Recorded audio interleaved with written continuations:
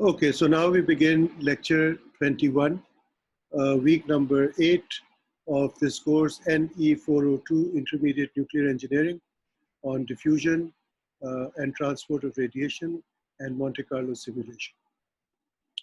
In the previous 3 or 4 lectures, I completed Monte Carlo simulation.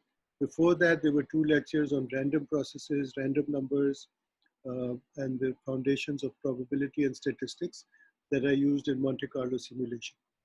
And before I started random processes, I covered 2 deterministic methods, diffusion and neutron transport. So now we've got 2 methodologies. Diffusion and transport are called deterministic methods, and Monte Carlo is called a stochastic method. So for curiosity's sake, let us compare for problems which are possible to compare exact solutions with simulation results. Okay, so again, this is my name over here, my cell phone number, my personal email, official email, and official address. Okay, so let's begin this lecture. And as I said, we're going to compare deterministic results with Monte Carlo simulation results. And the quantity that we are computing is the neutron flux. So let's start with the slab. Now, let's consider monoenergetic transport problem in an infinite medium and then in a 1D finite slab with isotropic scattering. The transport theory solutions used in infinite geometry are the Green's function solution and the spherical harmonics, which were P1 and P3. Now remember, in P1, we had the angular flux as approximated by an isotropic function plus an angular term. So it was a 1 plus mu term. And in P3, we had a 1, a mu, and a mu squared term. So there we allowed for a quadratic variation of angle in angular flux. Okay, so now let's go to our first example. And so what we'll say, the objective of this work is to illustrate the results from all the methods considered, especially near the source and boundaries. Okay, so now, as I mentioned, Ganapol has given several deterministic benchmarks. And let's start by a simple monoenergetic transport of neutrons in a 1D slab of thickness delta with isotropic scattering. Now, if you remember the equation 9.1 is the transport equation for an optical thickness x. So x is not measured in centimeters, it's measured in units of mean free path. And this is an integral differential equation, because here you see an integral term, here you see a derivative. So these kind of equations are called integral differential equations. And remember, in transport theory, separability was used for the angular flux. So here's the space variation, here's the angle variation. And separability was assumed so that this was the space variation, this is the angle variation. And you saw that the solution turned out to be an exponential fall off in x, scaling off as nu naught, and the angular term was like this with mu as cosine theta. Now, how do you get the eigenvalues nu naught? You get them by solving this transcendental equation. Okay, so now when I did that, then you can see that I go from C of 0.5 to 0.99. Now remember, C is the scattering probability. It's sigma S over sigma T. And so when you come to close to 1, then C is a good scatterer. It scatters neutrons, it does not absorb. But if you go higher than 1, then it includes the terms of fission where 1 neutron can become 2.5 neutrons. So I told you that C from 0 to 1 gives you real numbers for eigenvalue. And after this, you start getting complex numbers. So here we've got this solution, and this is the P1 approximation. So let's see, this is the solution that we get. Okay, now for infinite medium, the eigenvalues that you get, nu naught and nu 1, are over here, where over here you can see nu naught and nu 1 are the two eigenvalues for this problem in terms of m and n. So m is over here and n is over here. So these give you the two eigenvalues. Now, again, for the 1D slab, Ganapol has considered the transport equation with a source term on the left surface and a vacuum on the right surface. So boundary conditions for the positive angular flux, remember when cosine theta goes to greater than 1, cosine theta is 0 means that theta is 90 degrees. And cosine theta greater than 1, in other words, from 0 to 1, is 0 to 90 degrees, which is forward scattering. So in this Fn solution, this is the solution that Ganapol gives in terms of two terms for angle and space and one for the integral which has just the angle over here. So these biasing functions can also be obtained and an exact solution is there. Now in diffusion, you can see that simple slab geometry, we started off from a very simple case where it's a second order ODE. So this is not a PDE, it's not an integral equation. So this is an ordinary differential equation, second order. Now, if you solve this with the appropriate boundary conditions, so if you let a flux impinge at the left surface, that means the current at the left surface is known, and the flux at the right surface, so thickness of delta is 0, while for an isotropic source at the center, the boundary conditions would be that at the two edges, the flux would be 0. This is the Dirichlet boundary condition. And at x going to 0, you would have the derivative minus d phi by dx is s naught over 2, which is called the Neumann boundary condition. So the diffusion equation is very straightforward to solve. And remember, these are the solutions we got for infinite and finite media for point isotropic source. Okay, now you can use the transport correction in the diffusion model by including the transport mean free path arising out of, and you can incorporate that into the extrapolation distance d. For a full 3D case, you can get the eigenfunctions. You can see cosine, cosine, cosine in x, y, z. So this is a solution in a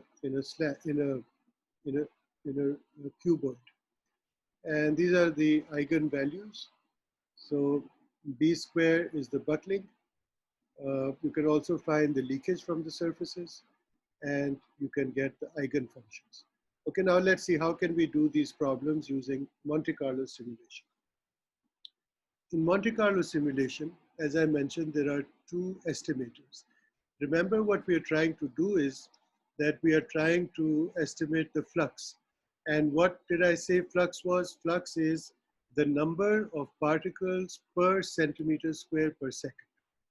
So the transport results that you saw, the diffusion results that you saw, and now the Monte Carlo simulation estimators that you are seeing are the collision estimator and the track length estimator.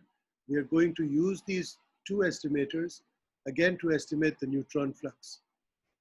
So here's a little bit of revision from the last lecture, that the collision estimator estimates the total number of collisions in a region. In a room, how many collisions take place? That is the weight of the neutrons participating in collisions in a region. So the collision density, which I've written as psi over here, is sigma t multiplied by the flux, where macroscopic sigma t, the big sigma t, is the total cross section. So this is the total number of interactions a neutron has inside a room. So these are the total number of collisions. And they could be anything. They could be scattering, they could be absorption. But let's say in this room, a neutron has 20 interactions. Now, so far I'm not telling you out of those 20, how many are scatterings and how many are absorptions. So the collision density is the average number. So these two brackets on the left and right mean that it's the mean value of pi. So pi is the scattering probability of the ith event. Okay, so the flux will be, from here you can see it's the collision density divided by sigma t.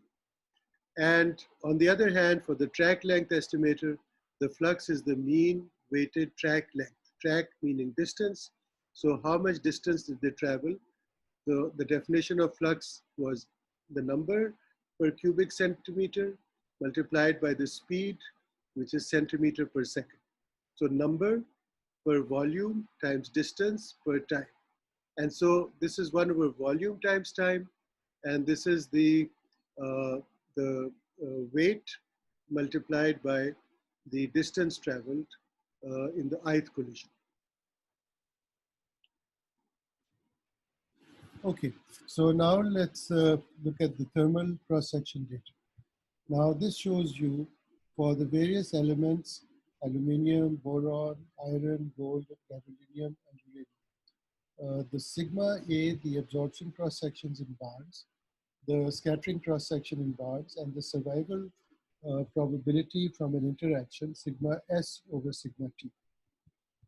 So for aluminium, you can see it's 0.235 barns is the absorption cross-section, 1.4 is the scattering. So 1.4 divided by 1.4 plus 0.235 is about 85% chance is of being scattered, of not being absorbed. Now in boron, there's only less than a 1% chance of survival. So there's a strong chance of absorption. Iron has an 80% chance of survival. Gold has an 8.6% chance of survival of a neutron after scattering. Gadolinium has a very small chance of survival, 8 in 100,000, 9 in 100,000. So the absorption cross-section is very high of gadolinium, and uranium is 52%. So let's look at the thermal flux obtained from diffusion theory for a unit isotropic source located in the center of a cube 5 MFP thick. Now, if you look at the top curve, then this is how the neutrons die out. And you see that they survive to a great extent in aluminum, then in iron, then in uranium, then gold, and then boron. So because it's got a high absorption. So similarly, you can see from the leakage.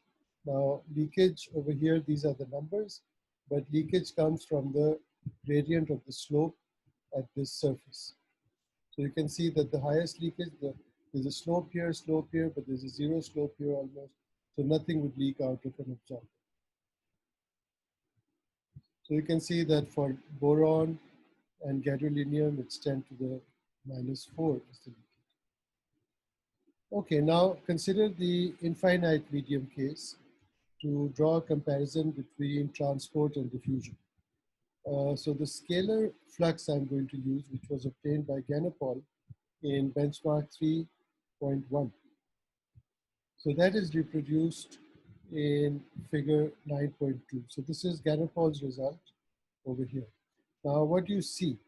What you see is that this is the distance in mean free paths. This is the scalar flux. Now the value of C is going up, which means that this is an absorber. As you can see, the flux falls off with distance very strongly.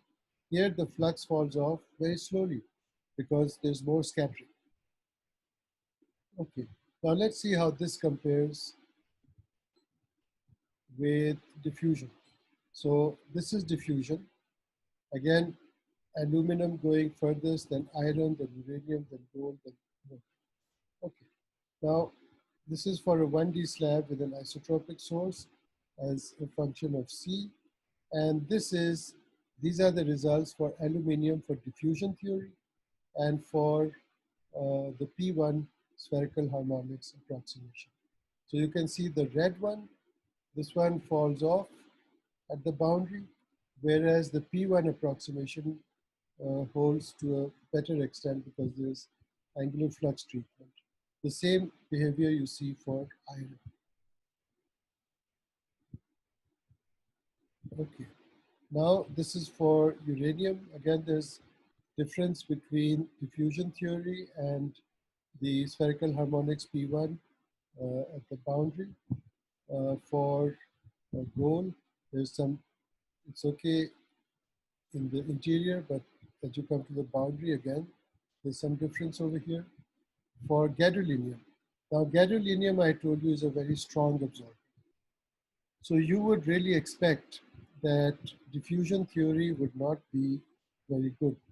So you can see that diffusion theory is the red one and P1 is the green one, but P3 gives a better picture. Now P3 over here is very different from diffusion and P1, which give approximately the same results. So what we can say is that for a strong absorber, the sharper rise due to lack of collisional equilibrium is better modeled by the P3 approximation.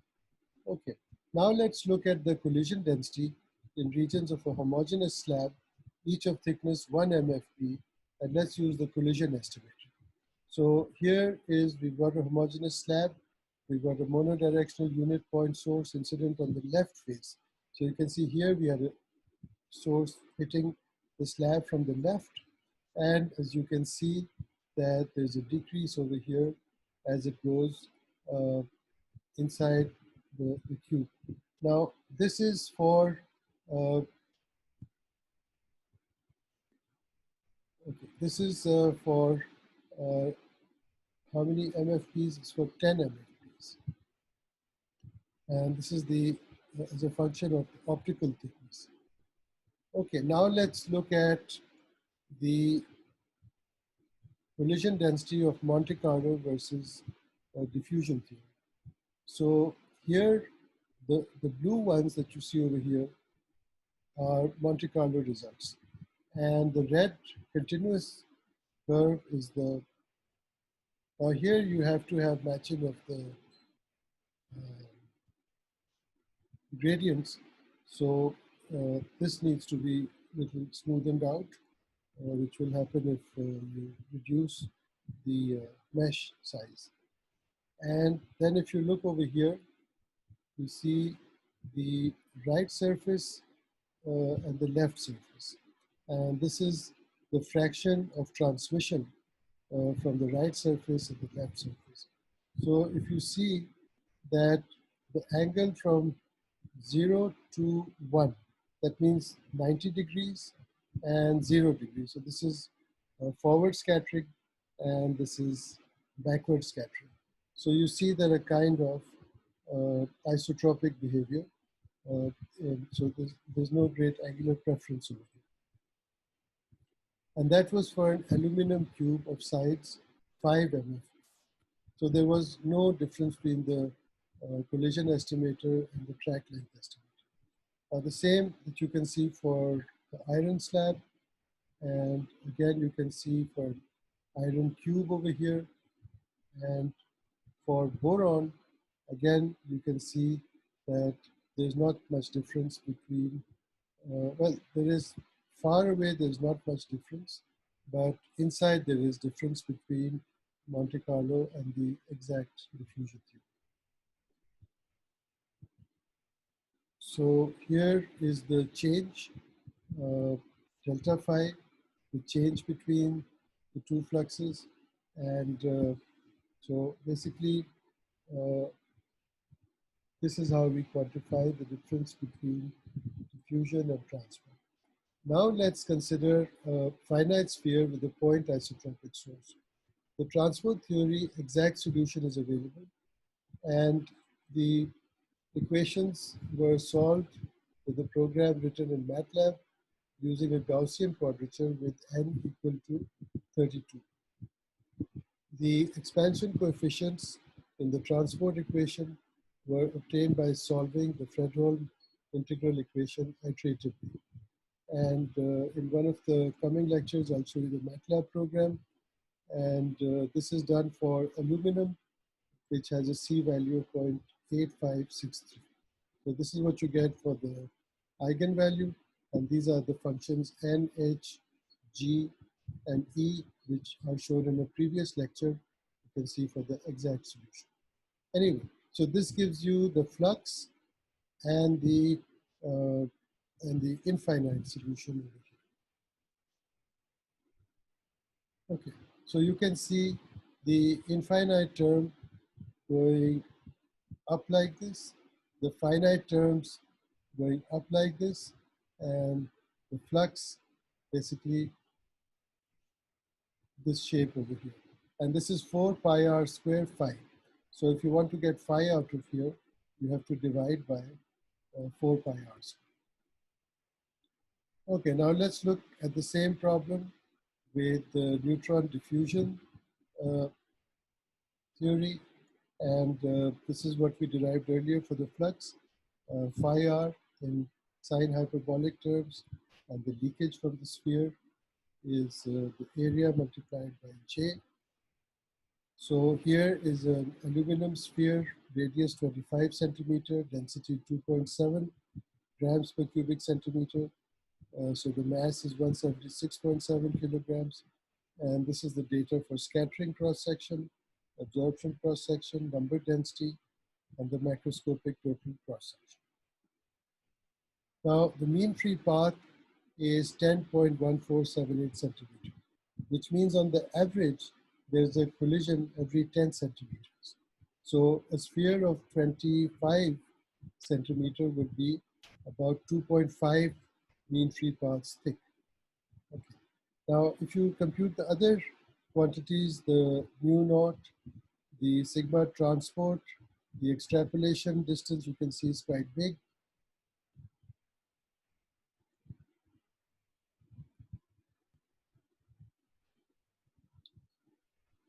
And so, okay. So here we've got so many mean free paths. The diffusion coefficient, the diffusion length is about 16.9 centimeters. And as a function of mean free path, it's about 1.67 MFP. Okay, so from one speed transport theory, spherical harmonics P1 approximation, the quantity LT is equivalent to the diffusion length, since 1 minus C is the macroscopic absorption cross-section. And the D is 1 over 3 in units of mean free paths. So the LT value, which is 1 over the square root of 3, 1 minus C is 1.5229. Okay, so that is the relaxation length that you can see from transport. So here is the transport flux. You can see over here that it comes down with distance with this kind of a relaxation. Now here's the diffusion theory flux. Now here we are not seeing phi, but we are seeing 4 pi r squared phi. So if you divide by 4 pi r squared, so here it would be a very big number. So the 0 would be a very big number. And it goes down and down. And this number gets divided by bigger numbers. So this falls also down with distance. Okay.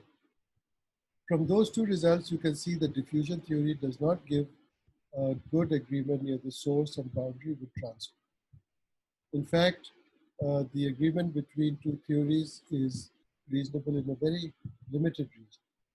So, if you find the ratio of the transport to diffusion flux, you see it's close to unity in the range of 0.7 mean free path to about 2.2 mean free path. Okay, this we'll see when choosing a reference for the Kullback-Leibler estimates. So this table shows you the comparison of diffusion with transport. Okay, so as the relative radius goes from 0 to 1. Actual radius goes from 0 to 25 centimeters. And so that's about 2.5 mean free paths. This is the transport flux. So if you convert that both of these into 4 pi r squared pi r, so where do you see comparison? You see comparison in these areas.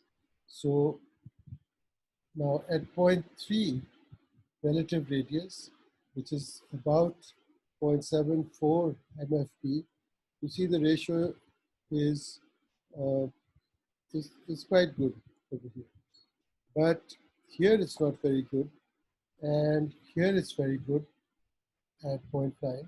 So, so in between the values are okay, but not between, not near the source and the boundary. So this is a ratio of the two fluxes, the thermal and diffusion. You see there's a lot of difference over here, but there's good agreement inside of it. So the conclusion is that you can use diffusion theory for regular geometry problems far from the source and the boundaries. Okay? That's what we knew from before, but this is just a way of showing it to you explicitly. Okay, now let's look at Monte Carlo flux versus the diffusion flux in the same sphere with 10 shells of equal volume. So you can see 1, 2, 3, 4, 5, 6, 7, 8, 9, 10. So the reason that there's only one estimate in the inner zone is because they're equal volume, so the radius has got to be very high in the first region. Okay, so if you want to show more results over here, we can do that, but we'll have to take smaller and smaller shells.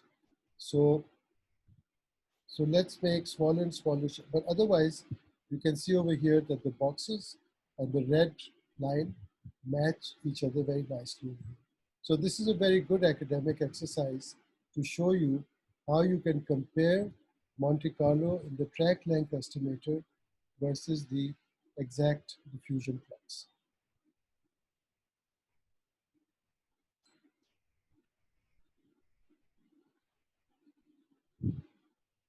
Okay, now this is for more, this is for 30 shells, and here is what I'm showing you, all three of them together. So I'm showing you exact diffusion, which is this one, then transport theory asymptotic, and the red one is MC. So you can see in a kind of unified picture that there's such good agreement in the interior and good agreement between Monte Carlo and transport. So the picture that you see over here is that the best two things to use are Monte Carlo simulation and transport theory. So that's my justification for telling you that Monte Carlo simulation is really very good.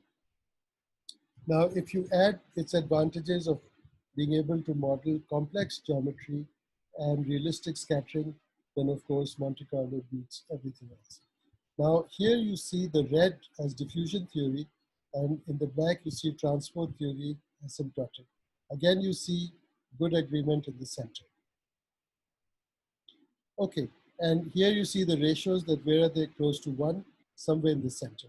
So this is a little study, and you can carry out a Kullback-Leibler divergence, and that indicates that about a sample size of 10,000 is a fairly good size for simulation.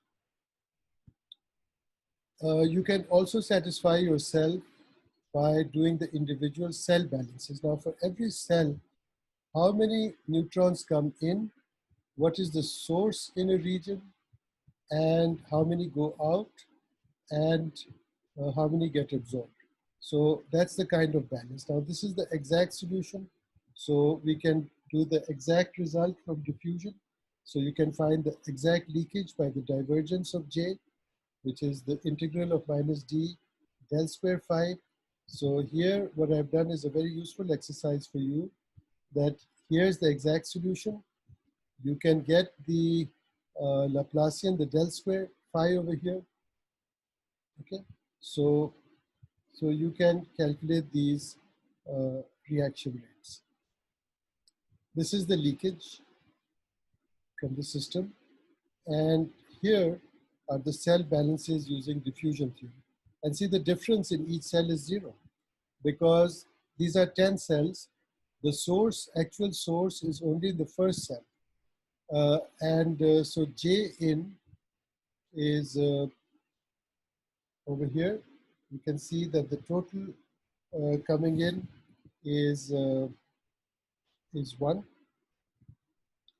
and the sources get less and less as you go out. The absorptions decrease.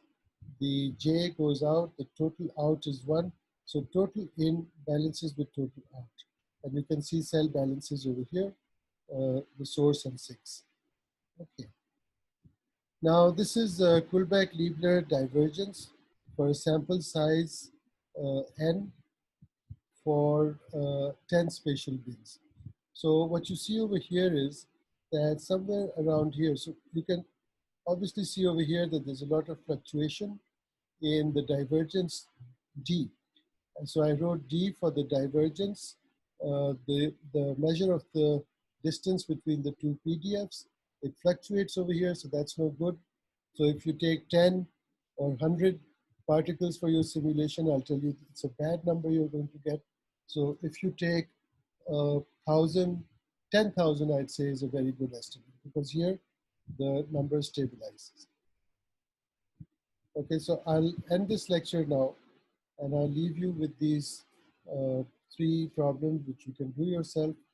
So in the first, solve the transcendental equation for the eigenvalues, and write a little program yourself, and then use the values of mu naught for C, and try to get the transport results.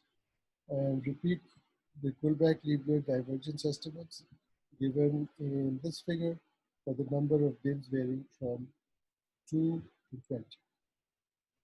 So in this lecture, the idea was to show you for very simple problems how similar the flux was for diffusion, transport, and Monte Carlo simulation. So it's a very useful academic exercise to be able to see from a unified perspective that deterministic theory and stochastic theory give you the same results, provided you know where the agreement is good and where the agreement is not good. So to conclude, I would say that Monte Carlo is the best, followed by transport theory, followed by diffusion.